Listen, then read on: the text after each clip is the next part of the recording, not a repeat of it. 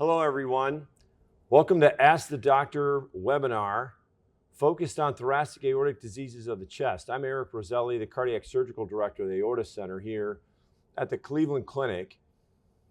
Cleveland Clinic is the largest aorta center in the Western Hemisphere. We do nearly 1,500 aortic operations a year, and most of those involve the thoracic aorta, or the portion of the aorta in your chest, and we do it really well. And the way that we're able to take care of all those problems is with an entire team. And it's not only a team at many levels, but even at the leadership level, there are many members of this team. And I'm here with many of the leaders of that team today to answer your questions about thoracic aortic disease. And I'm just going to ask each of my colleagues on the panel here to introduce themselves. Melinda, if you want to start from that end. Hello, everybody. Thank you for joining. I'm Milind Desai. I'm Vice Chair of HVTI and the Medical Director of the Aorta Center. It's great to be on this panel. Hi, my name is Sagar Kalhasti. I'm the Director of the Marfan and other vascular connective tissue disorders clinic in the Aorta Center, and glad to be here, and thanks for the invitation. Hi, good morning. My name is Frank Caputo. I'm the Vascular Surgery Director of the Aortic Center, and again, I'm honored to be on this panel. Hello, my name is Patrick Vargo. I'm one of the heart and aorta surgeons here. I work in the Aorta Center with these colleagues of mine, and happy to be here, and thank you for joining us. We're here to answer questions from patients, and fortunately, one of our outstanding several of our outstanding nursing team members who handle a lot of phone calls and educational opportunities for our patients gathered several questions for us. And I think some of the first sort of questions surround this idea of really kind of what is my aorta and what are the diseases that affect it. Many of us take for granted that there's 5 liters of blood flowing through our body, on a regular, pretty constant clip every minute, and it's the aorta that carries that. A lot of the concern that people have is just them learning sort of the lingo and the language around some of their diagnoses. So sometimes they hear they have aortic dilatation or aortic ectasia or aortic aneurysm. Milind, maybe can you expound on this and sort of clarify some of these questions that patients are concerned about with this? Yes, thank you. In puristic terms, what is an aneurysm, especially in the ascending or the front part of the aorta, which is close to the heart? Aneurysm is defined once your aorta reaches about 5 centimeters or higher. Anything less than that is not technically an aneurysm, and that's why in puristic terms we would call that a dilation or ectasia. And people have threshold mild, moderate ectasia, and then once it reaches 5 centimeters, especially in the ascending aorta, that's an aneurysm. The definition of an aneurysm is different, say, in the abdominal aorta, where the numbers are lower, but from an ascending perspective, 5 centimeters is the threshold. Really, though, we're talking about an enlarged aorta, right? Yeah. So these are all sort of synonyms in a way, but they kind of carry a little different context. Can you expound upon that a little bit for us, Sagar? There are, when you look at the reporting of the aortas and dilations, there are institutional differences also, like the radiology reports. Some institutions would call anything larger than a normal size as an aneurysm. That's probably not the correct idea, because then you're telling that anybody with maybe a millimeter larger than what is expected, you don't want to call that an aneurysm. Again, when we look at the actual definition, 1.5 times the expected diameter, right? That's the other technical definition that you will see. Also keep in mind that aortas do tend to get slightly larger with age. And also there are some studies looking at the patient's body size and gender. So you have to keep all those things into the context when you're interpreting these reporting systems. See, I tend to sort of tell my patients, don't worry about those words too much. And because even the size is not necessarily an absolute indication for us to do anything or put you at an absolute risk if we don't do anything, there's a lot of other factors that relate to your risk, like your family history, and we'll get into some of those details. But the reason we worry about an aorta being enlarged is because at some point it gets too large and you can have a complication from it. So another question patients had for us was what is an aortic dissection? Dr. Varga, you want to handle that one? Yeah, certainly. So the aorta has been described as, this large blood vessel in the body. And as blood travels through it, it's actually the wall of it is not just one layer, but rather 3 layers pressed together. And when these aortas are dilated or fragile or have some predisposition to having an injury to them, what often happens is that blood will force its way into the wall of the aorta and travel along the length of it within the wall, creating a false passageway or a false lumen you may have heard before if you had a CAT scan or an echo or something. That false passage, that false lumen, is a secondary channel of blood through the wall of the aorta that shouldn't be there. And when it's in the acute or emergency setting, when it just happens, there's a risk that could cause either poor blood flow to branches off the aorta, to legs, organs, brain, or there's a risk that it could actually cause it to rupture all the way, where you would have internal bleeding. So it's sort of depending on where it occurs in the body is also dictates how we describe it, and whether it's in the chest alone or chest and abdomen, whether it's close to the heart or far away. There's different ways to describe it, and they're based on those locations and what it's causing dictates how we treat that. When a dissection happens, though, you're at risk for death, like immediate, or very emergency kind of risk for death. That's a serious problem. We take care of all the time. Dr. Caputo takes care of a lot of ruptured aortas in the abdomen and then a lot of dissected aortas in the chest. What sort of puts patients at risk for those things? Dr. Caputo, can you explain? I think the number one risk factor of putting these patients at risk for ruptured aneurysm is not knowing they have one, right? So I think, like you mentioned, family history, kind of going to your doctors and getting some screening is really important. The unknown aneurysm in the belly puts you at risk because you don't know about it. We talked about size threshold and everything, and one of the risk factors is diameter, right? So you're going to hear, so we talked about size, we talked about 4.5. So in the belly, in the abdomen, we worry about 5.5 centimeters for males, 5 centimeters for females. So that's what kind of puts you at risk potentially for a ruptured aneurysm. And we're not talking where you have to be rushed to the hospital because you were found to have an aneurysm, because the rupture risk is relatively low, but it's something that we should identify and address.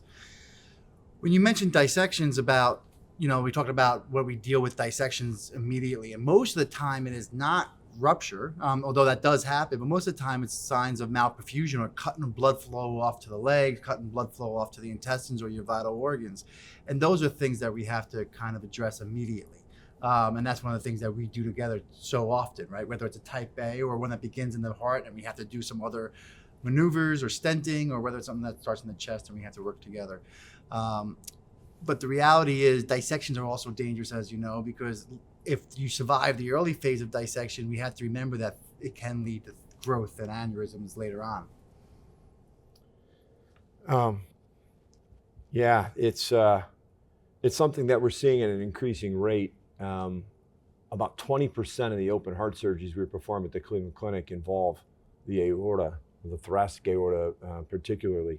And if you look at the national database from the Society of Thoracic Surgeries, there's been at least a 37% increase over the last 5 years in aneurysms involving the first part of the aorta, and it now represents 8% of what's done across the country. So I think, to your point, Dr. Caputo, about knowing whether you have this problem, we're seeing an increased awareness of the problem, and we're better at sort of picking up on it. There are screening programs for abdominal aneurysms. Look, you can feel your aorta inside your abdomen. Well, some people can, right? And in your chest, you can't. But there's other clues. Dr. Kalahasti, I know you spend a lot of time seeing a lot of families that are at risk. Can you talk a little bit about what are some of the familial risks and who should be screened for these things? Yeah, as you know, there are certain very well-defined genetic diseases that cause aortic aneurysms. The most classical one is Marfan syndrome. There are a few other syndromes, such as Loeys-Dietz syndrome. There are certain patients with vascular Ehlers-Danlos syndromes get aortic aneurysms. The other congenital birth defect is bicuspid aortic valves. So in general, those are probably the four big groups of patients, or if you have any family member with a diagnosis of dissection or an aneurysm, everybody should be screened. So those are probably the five big groups of people who should be aware of an aneurysm in the family and also their family history, genetic diseases in the family. Those are the ones that we definitely recommend, family screening and monitoring for aneurysms. There are other patients that randomly we do see them, where we have done a scan looking for something else, and we find an aortic aneurysm in those patients.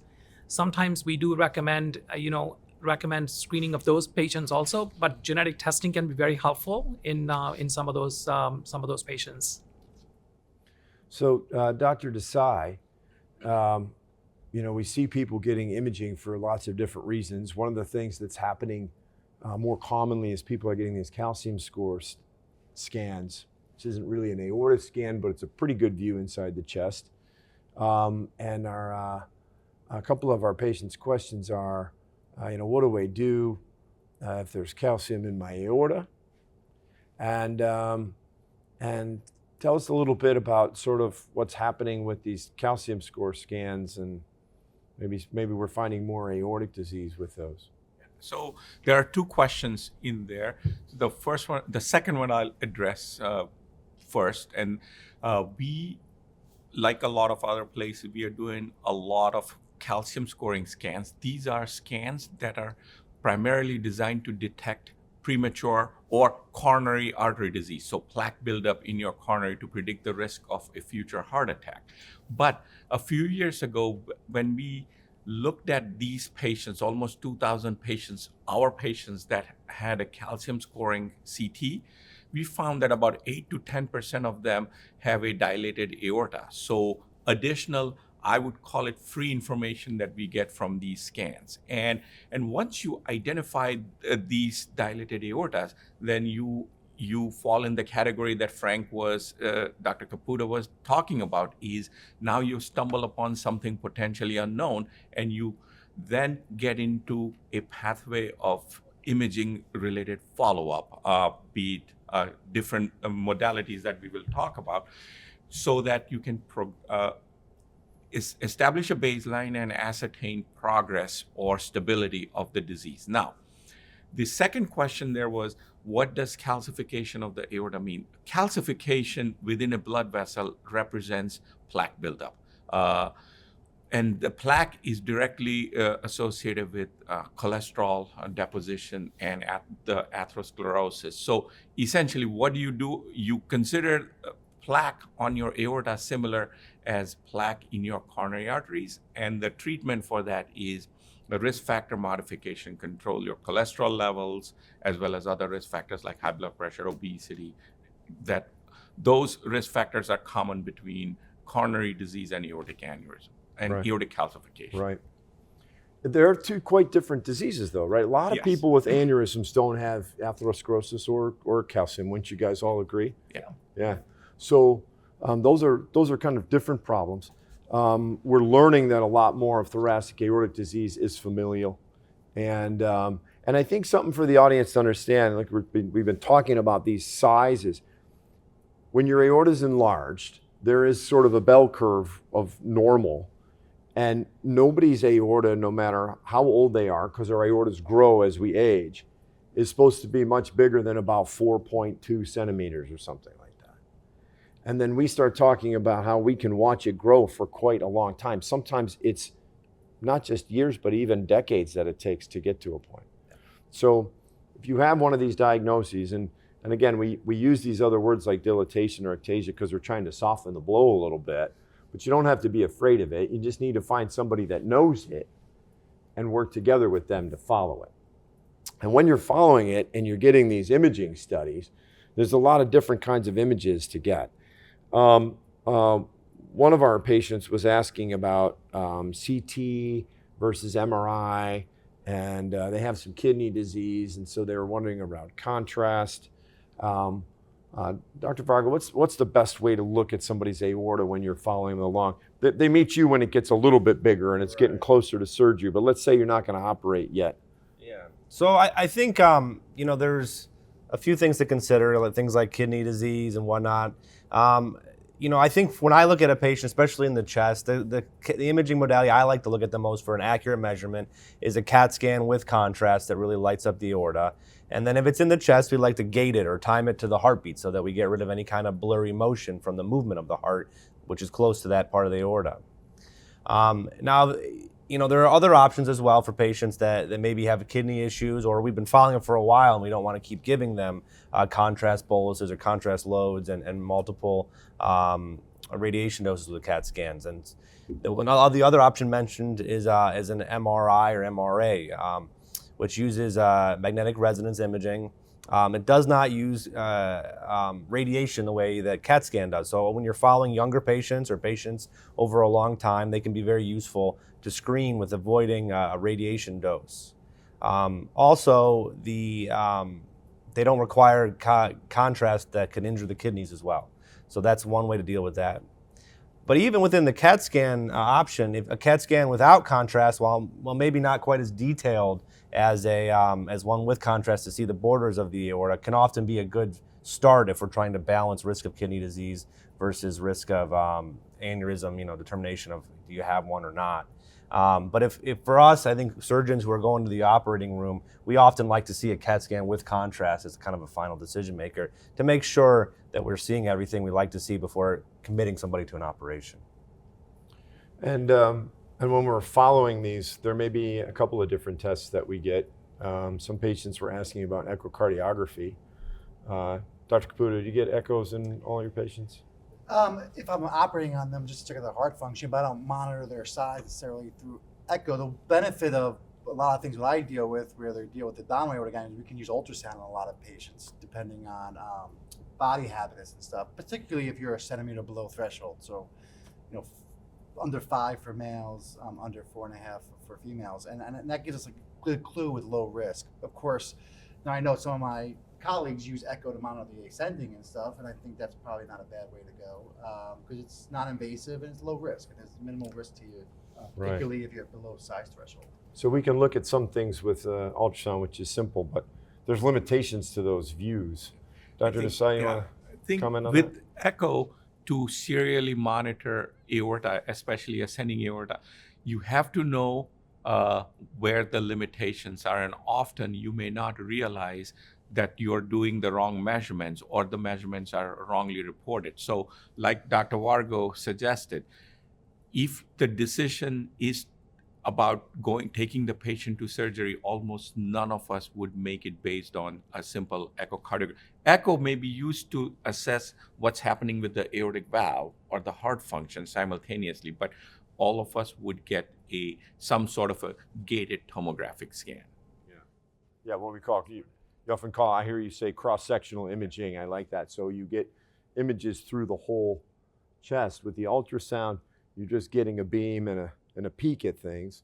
And sometimes the biggest part of the aorta just can't be captured with an ultrasound. Dr. Calahast, you wanted to add something? Yeah, I think for patients with bicuspid valves, I think echocardiogram is quite useful because you want to look at the valve function too, because it's not just the aneurysm that determines the timing of surgery. The bicuspid valve function sometimes, if it is narrowed or if it's leaking, that can lead you to surgical threshold. So I think echocardiogram definitely plays a big role in that. That's a great point. Some of the questions we got, a patient asked about how did their aorta shrink? So they don't, unless Vargo and Caputo cut it out, then it shrinks. But I think the important thing for a patient to understand is that if you're looking at numbers and you're following numbers, that you're looking at them using the same modality of imaging. You can't compare an echo to an MRI or necessarily a CAT scan to an MRI, although those two tend to sort of jive a little bit closer in their numbers, right? Another question someone was asking about was, what can I do if I have some aortic problems to keep it in check, right? So there's some questions about blood pressure. What do you guys recommend to your patients? Yeah, general blood pressure control is very, very important. If you look at the guidelines from the ACC/AHA, we tend to focus on two groups of medications. Primarily, one is called a beta blocker, which tends to slow your heart rates, and that helps in getting your blood pressure down.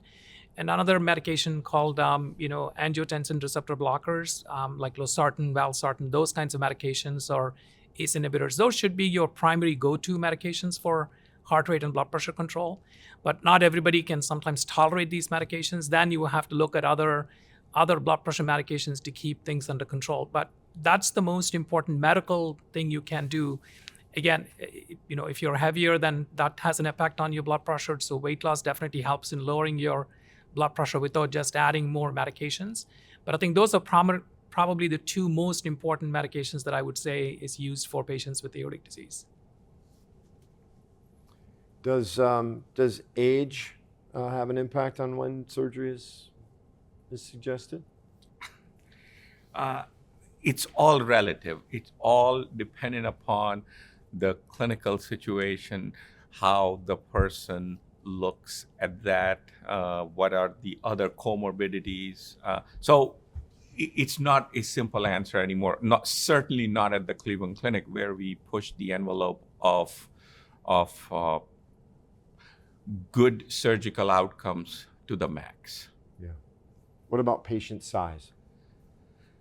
Again, same way, it is all relative. Of course, if you are morbidly obese, that becomes challenging. In an elective procedure, we have often recommended that we help with weight loss situations and then revisit them. And now in the current era of these novel medications that people are resulting in dramatic weight loss, I think we are going to see more and more of that, where, especially if I know based on the trajectory, you may need an elective operation in the next 6 to 12 months, perhaps help whatever it takes to lose 40, 50 pounds before you go into an operative situation would be a good thing. Yeah, I think that's a good point. Losing weight probably makes recovering a little bit easier. But also something about height might come into play when we make decisions. Shorter patients, we might operate sooner because your aorta is bigger relative. Then we got some questions about what does surgery look like. So there's probably a couple of different ways to operate on aortas. Dr. Vargo, can you tell us what like a typical approach to a aortic root aneurysm might look like? Certainly. So aortic root surgery, that's the part of the aorta that joins to the heart. It's the base of the aorta that comes out of the heart, and it's where the aortic valve is attached to the aorta and the heart, and it's where the coronary arteries come off the aorta and travel to the heart. There's been a lot of advances in minimally invasive and endovascular stenting strategies, but this area still tends to, really be an open surgery. And by open, I mean through an incision, and the way that we've been doing it for some time, which is an incision through the breastbone. And the way we treat it here is we cut out the aorta that's damaged, and we replace it with a synthetic tube. That synthetic tube is made out of Dacron. It's a material that's been around for many, many, many years, and it's quite durable. So that should last when we put that in, and that replaces the part of the aorta that is weakened or damaged, and it eliminates the risk for it rupturing when you have that aorta in that synthetic tube in. And then how we address the valve, here at the Cleveland Clinic, if the valve is healthy, we very much try to preserve the valve and reimplant it, both to avoid the durability limitations of animal valves and to avoid the need for blood thinners with mechanical valves. If the valve is not healthy, though, then that's something we got to talk about replacing and talk about what a patient's preference would be for replacing that valve. That hospital stay to do that operation is usually about 4 or 5 days. Yeah. Great.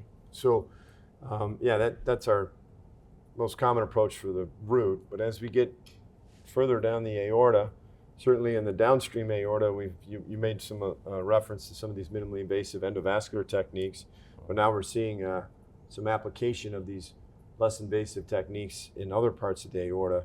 Dr. Caputo, can you expound a little bit about that? What is TEVAR is one of the questions. Sure. So TEVAR stands for thoracic endovascular aneurysm repair. And essentially, if you think about it, it's taking material like Dacron and putting stents on the inside to give it some structure, give it some reinforcement. And what that allows us to do is literally reline your aorta. And if you have a good seal zone, and a seal zone being normal aorta above and normal aorta below, we're able to put this stent in to exclude the aneurysm, kind of fixing a bubble in a tire by putting a new inner tire in. With that being said, as the aorta goes down towards the belly, it gets a little more complicated because the aorta's whole thing is to be the superhighway to supply the side roads to your intestines, your kidneys, your legs, your arms, your brain. So you can't just stent across these things without causing complications. So you gotta have branches and different types of holes. So this is where a lot of research in endovascular techniques is being done in order to provide blood flow to your vital organs as we're trying to do minimally invasive approaches. So, and is TEVAR an option for the ascending aorta?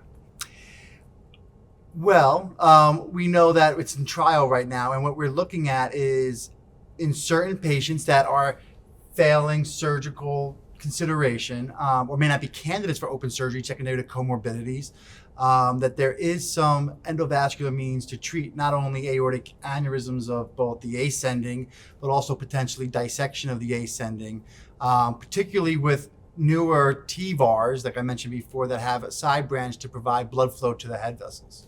Yeah, and we're leading some of those trials. Correct. And Dr. Roselli's national PI. So yeah, and Dr. Varga's the PI here, and we've done many of those cases together. So there are options, but as Dr. Desai was saying, it's all relative to your individual situation. As we have more tools at hand, you want the expertise that you have on a panel like this to help make those decisions, so that we're tailoring each of these decisions to your individual disease and your individual concerns and wishes, so that it's something that's durable and safe and lasting. In the discussion of how to treat these aneurysms, I have an upper aneurysm that the patient says, and I've read about an exterior sleeve operation that they're performing in England. Do you have that option available in the States? I'm going to address that one. So that's something called a Pears procedure. Yep. They've been sort of custom building these fabric tubes, and the surgeons still do open surgery and dissect a lot of the aorta out, and then they wrap the aorta with a graft. They've been able to do it fairly well, although they had a significant amount of complications in the early experience, and that certainly gave everyone pause here. So we're not seeing it performed routinely in the United States, because the idea of wrapping an aneurysm is not a new one. It's 70 years ago, they tried to wrap Albert Einstein's with cellophane, I think, and it failed pretty badly. He died. There may be potential for this technology, but we have not embraced it because we haven't really felt that it was necessary, and we have these other options that I think we trust a lot better. But there are several new sort of technologies to approach aneurysms in different ways. Dr. Caputo, you wanted to mention something? I mean, well, just reducing diameter of an aneurysm doesn't necessarily take the risk of the aneurysm. Remember, diameter of an aneurysm or the size of an aneurysm is just a surrogate for complications, right? Rupture. But I mean, there is a lot of things going on, because people often ask you, I was told I have thrombus in my aneurysm. What does that mean? So it gets lined with this biologically active material because of flow mechanics.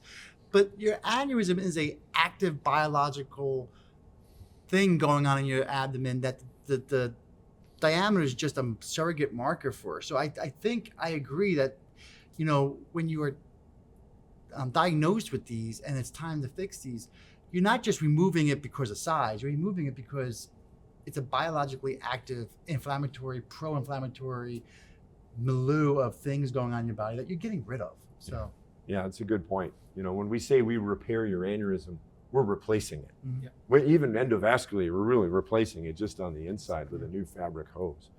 And so one of the questions was about how long does aortic graft surgery last?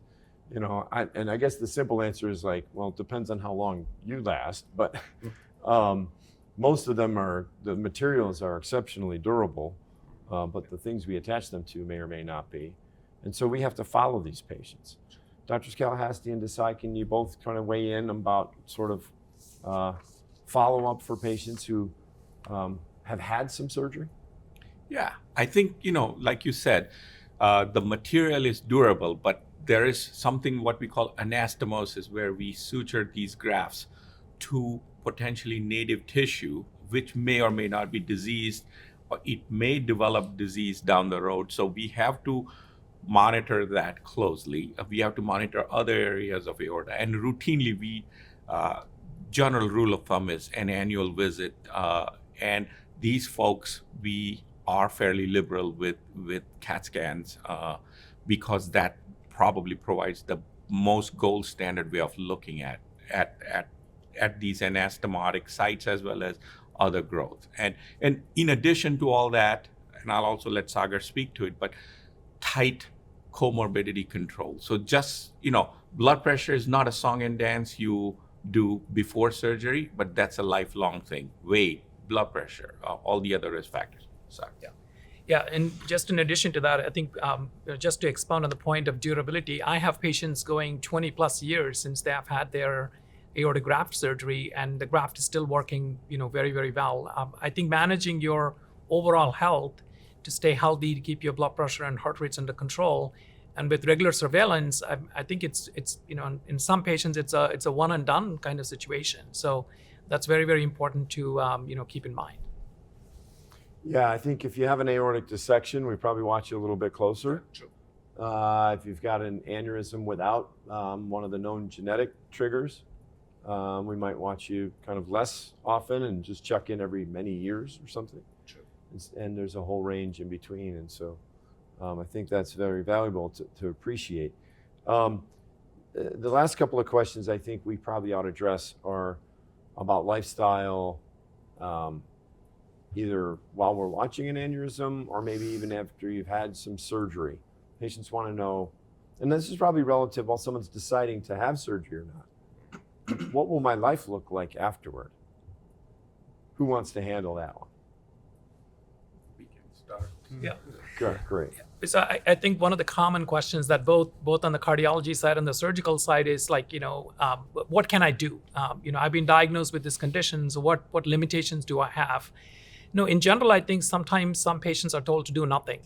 Essentially said, stop doing everything because you have an aneurysm that's ready to pop, right? That's the most serious advice that somebody gets, and it becomes very, very difficult for them to live their lives. So in general, how we approach is, or at least I approach is, what's the size that the diagnosis, the time of diagnosis? If it is 4 centimeters, when the upper limits of normal maybe 3.8 centimeters, that's not a situation where we should restrict people from doing anything. On the other hand, if your initial diagnosis is more than 5 centimeters, then we are already talking about sending you to surgery. So in between, I think one of the things that we do recognize is like any kind of isometric or weightlifting type exercises could theoretically increase your blood pressure very high and put you at risk for a complication like a dissection or a rupture. So probably that may be something to limit. But again, what is a threshold, right? What is that? Do I do 50 pounds or do I do 40 pounds? I don't think there's any strict number. And I think, the surgical colleagues may have, a little bit more different experience with some of the patients that I've seen who come with dissections. And some of those patients were not doing anything when it happened, right? So it's not all about that if you do this certain activity, something's going to happen to you. So what is relevant for one patient may not be relevant to the other. So it just comes down to individual patient to find the best advice we can give them with regards to some of these activities. So the important thing, what I tell folks is almost no circumstance I'm going to restrict aerobic activities. So, aerobic activities are generally okay, especially if you are tightly beta blocked, etc. Your heart rate is not going to go too much up. People get hung up on, is my upper limit 120 beats per minute? 140 beats per minute. I just say there's no cut threshold definite that has been shown, but aerobic activity, maintaining ideal body weight, blood pressure, heart rate, is I almost never put a restriction. Running, biking, Yeah. swimming, having sex, all those Yeah. things are okay. Live Yeah. your life. Yeah, Right? live your life, absolutely. The isometric exertion, the things, and people don't understand anything that makes you do to a large extent. You got to be careful. But like Sagar mentioned, majority of the dissections don't occur when you are doing these kind of things. Majority of them occur, just randomly. Yeah. Yeah, when we did the survey of a bunch of dissection patients, we ran 2 surveys, 15% of people were woken from sleep. We don't tell them not to sleep anymore, right? So there might not be anything that you can do to reverse this problem. There's a few things you can do to probably accelerate it, like abusing, methamphetamines and cocaine. Powerlifting is probably definitely, something we worry a little bit about. But sometimes people hear these recommendations and they're worried to strain on the toilet, If your aorta is that fragile, read it, right? Yeah. And we can fix aortas really safely. Can you guys comment? What's the risk of death from a typical sort of aneurysm surgery? Yeah, I mean, you asked me about aortic root surgery earlier. I think looking at all of our aortic root surgeries, including even emergencies, the overall risk for death was less than a fraction of a percent. So we do surgery very well here, very safely here. And as you mentioned earlier, we're highest volume center for aortic surgery in the United States. So, and as a non-surgeon cardiologist, I think a powerful statement that we use is there is an STS, Society of Thoracic Surgeons, threshold that is established. If you are a good surgical team, you need to be at a certain threshold. Cleveland Clinic provides outcomes that are 3 times better than that threshold. Not the national average, a threshold set by STS, we are 3 times better. I think that's a powerful statement for patients to hear and family members to hear. Yeah, just one point about the activities. If somebody already had a dissection, obviously the aorta already has a tear in it, right? So you just want to be maybe a little bit more cautious in those patients with regards to, again, weightlifting is a big thing, and also genetic diseases. Sometimes they can dissect at smaller sizes, so we are sometimes a little bit more restrictive in those patients. But in the general population, I think what I said before is still very much applicable. And I think the giant elephant in the room that we haven't mentioned too is the number one thing you can do if you are doing is stop smoking. I do agree that doing drugs and stuff, methamphetamines and cocaine is bad, but everyone asks, what can we do? And I think if you look at one of the number one risk factors for aneurysm progression, it's smoking, the nicotine. And I think that is something that I tell my patients, number one thing you can do is stop smoking. After that, go for a walk and go from there. Yeah, sitting around isn't going to slow anything down. Stay active and live your life, and get a partnership with one of these great folks who knows something about aorta to work with, to develop a plan, to monitor things. I just have to address this last question because it's from a mother who's worried about her teens who have a bicuspid aortic valve diagnosis, and she says, will they eventually have open surgery? I worry every day about death. No, stop worrying about death and start living. And the presence of a bicuspid valve sometimes doesn't even ever require an operation.